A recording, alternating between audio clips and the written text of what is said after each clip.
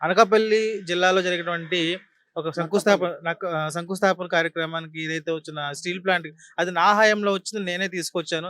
కాకపోతే నేను శంకుస్థాపన చేసేటానికి ఎలక్షన్ కూడా రావడం వల్ల ఆగిపోయింది. చంద్రబాబు ముఖం చూసి అయితే కాదు. వాళ్ళు వచ్చిన దాని గురించి కాదు. నేను వెళ్ళి జగన్మోహన్ రెడ్డిది మంగళవారం ప్రభుత్వం జీతాలు తీసుకురావటానికి ఆర్బీఐ బాండ్లని మంగళవారం పెట్టేవాడు. ఇప్పుడు మంగళవారం మంచిది కాదులే అన్నట్టుగా తన అధికారంలో ఉన్నప్పుడు ఒక తట్ట మట్టి పోసావయా, ఒక రోడ్డు నిర్మించావయా, ఒక్క ఉద్యోగం ఇచ్చావయా, నీ వాలంటీర్ వ్యవస్థ నా కార్యకర్తలు అని చెప్పాడు నీ విజయసాయిరెడ్డి. సచివాలయ సిబ్బందిని ఏర్పాటు చేశావు, అంతవరకు బాగానే ఉంది. తప్పితే మిగతాది ఏదన్నా ఉందా? నీకు పనికొచ్చేటటువంటి వాళ్ళని నియమించుకొని డేటాని గ్యాదరింగ్ చేసి మళ్ళీ నువ్వు రాజకీయంగా గెలవటానికి కావాల్సినటువంటి సొగసులు అద్దుకున్నావే తప్పితే నువ్వు ఏ అభివృద్ధి పని చేయలేదు.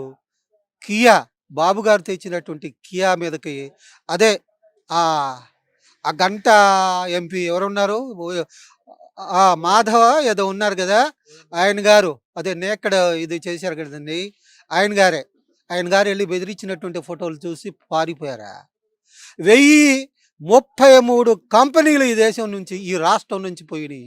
చివరికి ఈ రాష్ట్రంలో పుట్టి పెరిగిన ఎంపీ మన గల్లా జవదేవ్ గారు కూడా ఈ రాష్ట్రంలో నువ్వు పెట్టినటువంటి బాధలకి పారిపోయినటువంటి సంఘటనలు. ఎవడికి ఇచ్చావయ్యా ఉద్యోగం? నక్కపల్లిలో స్టీల్ ప్లాంట్ నువ్వా? ఆర్ఎస్ఎల్ వాళ్ళది, అదానీ వాళ్ళది స్టీల్ ప్లాంట్కి నువ్వు పిలిచావా? నువ్వు ఉన్నావనే రాలేదు. క్రెడిట్ చోరీ, క్రెడిట్ ఇచ్చి ఇటువంటి మాటలు మాట్లాడటానికి ఒక సీఎంగా నీకు కనీసం సిగ్గన్నా ఉండాలని చెప్పేసి, ఆ పార్టీ కార్యకర్తలకు సిగ్గు ఉండాలని చెప్పేసి తెలియజేస్తా ఉన్నాను. అయితే ఇదే విషయంలో చూసుకుంటే గనక వ్యక్తిగత మనిషి బాడీ షేమింగ్ చేసి మాట్లాడితే కనుక నువ్వు కూడా లేదు, ఎలా సాక్షి చెప్పాలా అదే విధంగా సాక్షి చెప్తామని చెప్పి గుంటూరు ఎంపీ గారు ఎవరైతే ఉన్నారో పెంసాని గారు ఆయన స్ట్రాంగ్ వార్నింగ్ ఇవ్వడం జరిగింది. అదేలండి, చంద్రబాబు గారి ముఖారవిందం చూసి వీళ్ళందరూ వచ్చారా, నేను తెచ్చి పెడితే ఈయన మొదలు పెట్టాడని చెప్పాడు. దానికి ప్రతిస్పందగా విద్యాధికుడు, సంస్కారం కలిగిన వాడు ఎంపీ గారు కాబట్టి 2 మాటలతోనే వదిలిపెట్టాడు. ఏమని? బాడీ షేమింగ్తో వద్దు, వేరే రకాలుగా మాట్లాడాలంటే నువ్వు నోరు మెదపలేవు అని చెప్పేసి చెప్పాడు. నా బోటోళ్ళు అనుకోండి, రాష్ట్రాన్ని పరిపాలించాలంటే అందాల పోటీకి వెళ్ళినట్ట, ఐశ్వర్యారాయ్ అయితే కంపెనీలు వస్తాయా? నువ్వు అంత అందగాడివి అయితే మరి ఎందుకు కంపెనీలు రాలేదు? అసెంబ్లీలో ప్రజాధనంతో అన్నా నువ్వు అంటే జగనన్నా, నువ్వు అన్నది జరిగిద్దన్నా, నీ వల్ల సాధ్యమన్నా అని ఎంపీల అదే మన ఎమ్మెల్యేల చేత భజన చేయించుకున్నావు చూడు, సిగ్గుమాలినతనంగా. అదే నిజం అనుకుంటున్నావేమో, ఆ భ్రమ నుంచి బయటికి రా. ఎందుకంటే అబ్దుల్ కలాం ఆజాద్ గారు ఏ ప్రపంచ స్థాయి అందాల పోటీల్లో గెలిచాడు? నాసా పిలిచి పౌరసత్వంతో పాటు తనకి జీతం ఇస్తానంది. తను ఎలా ఆయనకు ఉన్నటువంటి ఎబిలిటీ, టాలెంట్తో కఠోరమైన దీక్ష చేస్తూ ఈ దేశంలో మిసైల్ మ్యాన్గా పేరు తెచ్చుకున్నాడు. నువ్వేం తెచ్చుకున్నావు? తుస్సు మ్యాన్గా తెచ్చుకున్నావు, 1 టైం సీఎంగా.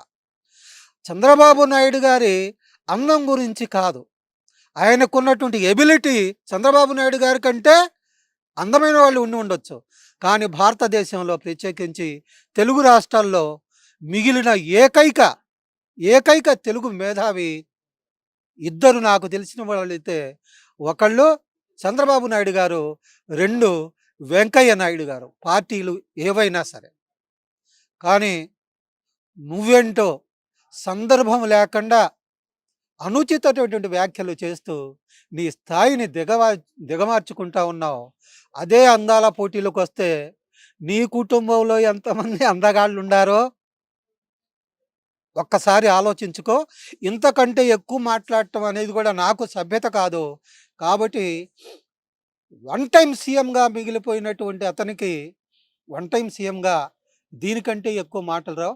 అదిగాక తన పాదయాత్ర గురించి కూడా చెప్పాడు. కళ్ళు మూసుకుంటే 2 సంవత్సరాలు అయిపోయాయి, ఇక పాదయాత్ర సంవత్సరంన్నర తర్వాత మొదలు పెడతాడంట. ఎందుకు? ప్రజల ఓట్ల కోసమా?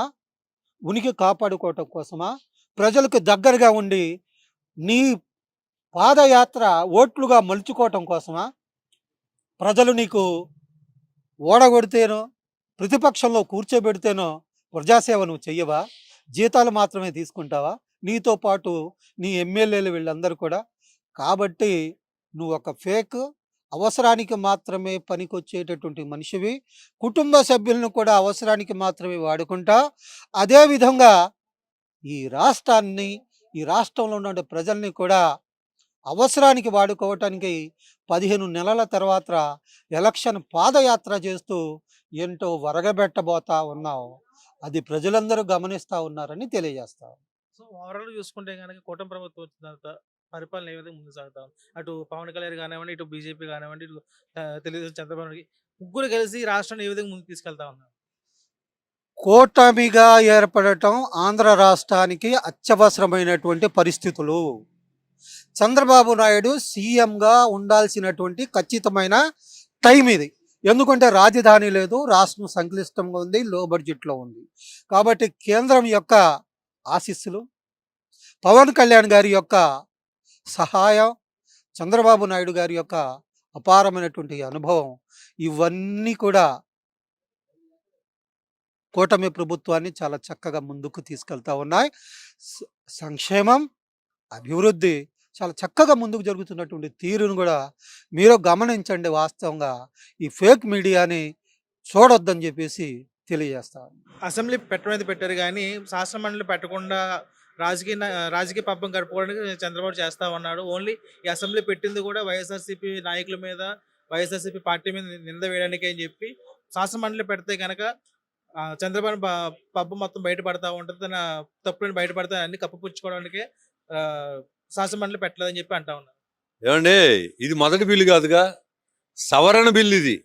సవరణ బిల్లుకి శాసన మండలితో పనే ఉంది. ఇప్పుడు ఫస్ట్ బిల్లు అయితే కనుక శాసనసభ శాసన మండలి రెండు చేయాలి. ఎందుకంటే అంత ముందు ఒకసారి అయిపోయింది బిల్లు. అయిపోయిన దాన్ని సవరణ చేస్తున్నారు. ఎందుకంటే డేట్లు మారినాయి కాబట్టి సవరణ చేసి పార్లమెంట్కి పంపించి పార్లమెంట్ ఆమోదము, తర్వాత రాజ్యసభలో ఆమోదం జరిగి రాష్ట్రపతి గారి ముద్ర పడిన తర్వాత అప్పుడు చట్టం అయింది. దాని గురించి తప్పితే వేరే రకంగా ఏం లేదండి. మాకు ఇంకో న్యూస్ ఇవాళ కొత్తగా తెలిసింది ఏంటంటే, రైతులకి ఈ చట్టం కాకుండా కేంద్ర గవర్నమెంట్ క్యాపిటల్ గెయిన్ ఇచ్చిందండి. 2030 వరకు రైతులకి క్యాపిటల్ గెయిన్ ఇచ్చింది.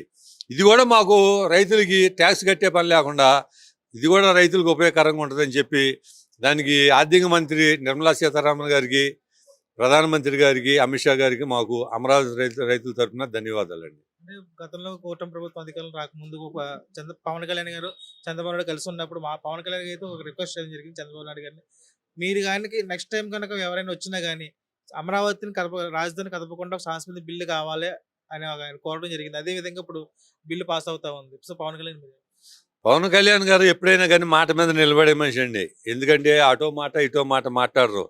ఎందుకంటే చంద్రబాబు నాయుడు గారు జైల్లో ఉన్నప్పుడు రాగానే నేను జగన్మోహన్ రెడ్డిని రానివ్వను అని ఒకటే మాట చెప్పారండి. ఆయన మాట ప్రకారంగానే ఈ పొత్తులతోటి ఏ వివాదం లేకుండా ఆయన ఎన్ని సీట్లకు పోటీ చేశారో అన్ని సీట్లు గెలుచుకున్నారు. అఖండ మెజార్టీతో జనసేన ఏదైనా కానీ, ఆయన ఉప ముఖ్యమంత్రిగా కానీ, నాదెళ్ల మనోహర్ రావు కానీ వీళ్ళందరూ కలిసి కూటమి ప్రభుత్వము చక్కగా పరిపాలన చేస్తున్నారు. ఆంధ్రప్రదేశ్ ప్రజలకి ఆమోదయోగంగా ఉందండి. గతంలో ఒక 5 సంవత్సరాల క్రితం చూసుకుంటే కనుక ఈ అమరావతి రాజధాని ఏదైతే ఉందో మొత్తం తుప్పలు చెత్త చెదారంతో కూడుకుపోయి ఉంది. ఈ కూటమి ప్రభుత్వం అధికారంలోకి వచ్చిన తర్వాత ఈ 2 సంవత్సరాలు చాలా వీరియస్గా కనిపిస్తా ఉంది. అసలు వాళ్ళు అడవి చేశారు కదండి అమరావతిని. అరే మా ప్లాట్లో పీకుంటా ఉన్నా కానీ కమిషనర్ మీ మీద కేసులు పెడతా ఉన్నారు. మా ప్లాట్లలో ఉన్న తుప్పను పీక్కోవటానికి కూడా పీక్కొనిలా మమ్మల్ని అనేక రకాలకు ఇబ్బందులు గురి చేశారు. ఇవన్నిటికీ కాకుండా ఏమండి, ఆ నాశనం మొత్తం బాగు చేయాలంటే సామాన్య విషయం అండి. ఇప్పుడు ఆ కొండవీటి వాగుని పూడికి తీతలు కానీ, పాలవాగు పూడికి తీతలు కానీ, చేసిన అడవిని ఆ తుప్పలు పీకడం కానీ ఇవన్నీ చేయటం అది ఒక వ్యక్తి అయితే, మళ్ళీ అమరావతి మీద ఏదో కుట్రలు. ఎందుకంటే మోడీ గారు సభ జరిగేటప్పుడేమో పైపులు తగలబెట్టారు ఒకసాట ఎంగడపాలెం కాడ. మళ్ళా కలెక్టర్ సమావేశం జరిగేటప్పుడేమో ఎల్ఎన్టీ వాళ్ళు పైపులు తగలబెట్టారు. మళ్ళా మొన్న నవీన్ మిట్టల్ గారిది స్టీల్ ప్లాంట్ గురించి శంకుస్థాపన జరిగే రోజు అంగరంగ వైభవం జరిగేటప్పుడేమో మేఘవాళ్ళ పైపులు తగలబెట్టారు. ఇదేంటండి అసలు కోట్ల రూపాయల సొమ్ము. ఇది అసలు ఎందుకు జరుగుతుంది అరాచకం అసలు మాకేం అర్థం కావట్లా. ఇప్పటికైనా కానీ పోలీసు వారు దాని మీద కఠిన చర్య తీసుకోవాలని, కంపెనీ వాళ్ళు కూడా కోట్ల రూపాయల సొమ్ము తీసుకొస్తున్నారు కానీ 1,00,000 2 లక్షలు అయితే సీసీ కెమెరాలు పెట్టుకోవచ్చుగా, ఎవరు జరిగేది మొత్తం బయటపెట్టేదిగా. ఎందుకంటే మొన్న మేము అనుకున్నాం యాదృచ్ఛికంగా జరిగింది అనుకుంటా, అది యాదృచ్ఛికంగా కాదండి అది. ఎందుకంటే క్రితం రోజేమో 2 దుక్కులు వర్షం పడింది, తర్వాత రోజేమో 1/2 దుక్కు వర్షం పడింది, కింద బురద చెత్త అంతా. అది మామూలుగా తగలబడేది కాదు, పెట్రోల్ కానీ డీజిల్ కానీ వేస్తేనే తగలబడిద్ది. ఇన్ని రకాలుగా పెడుతున్నారు. అదే కనుక మే నెల అయినట్టే కనుక శ్మశానం అయిపోయేదండి. ఆపటం ఎవరి తరం అయ్యేది కాదు. చెప్పుకుంటానికే మాకు భయం వేస్తుంది. అసలు ఏదైనా రాబోయే రోజుల్లో ముందు జాగ్రత్తగా సెక్యూరిటీ వాళ్ళు కానీ సీసీ కెమెరాలు కానీ పెట్టుకొని జాగ్రత్త పడాలని చెప్పి నా సలహా అండి.